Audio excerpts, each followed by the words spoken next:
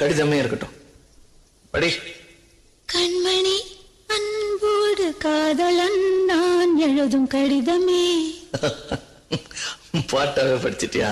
அப்ப நானும் முதல்ல கண்மணி சொன்னல, இங்க பொன்மணி போட்டுக்க.